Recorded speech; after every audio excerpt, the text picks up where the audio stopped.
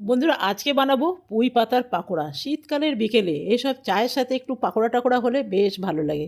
প্রথমে নিয়ে নিলাম হাফ কাপ সুজি, হাফ কাপ ময়দা আর সামান্য দিলাম চালের আটা, দিলাম নুন, কালো জিরে আর দিলাম সামান্য হিং। ভালো করে জল দিয়ে গুলিয়ে রেখে দেবো। এটা দিয়ে দিলাম কাশ্মীরি লঙ্কা, তাহলে বেশ সুন্দর একটু লাল লাল হবে। এটা আধা ঘন্টার জন্য আমি রেখে দিলাম। আধা ঘন্টা পর ফিরে এলাম, এরপরে বানিয়ে নেবো পুঁই পাতার পাকোড়া। এটা বানিয়ে দেখবেন অসাধারণ হয়। ভালো করে এরকম করে ডিপ করে নেবো আর গরম তেলের মধ্যে ছেড়ে দেবো। ব্যাস, আর কিছুক্ষণ পর দেখুন কি সুন্দর ফুলে উঠেছে।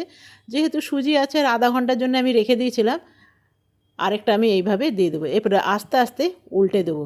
তো দেখুন এগুলো আমার একদম ভাজা হয়ে গেছে আর এদিকে চাও আমার রেডি হয়ে গেছে। অসাধারণ লাগে আর কুড়মুড় কুড়মুড় করে শব্দ করছে।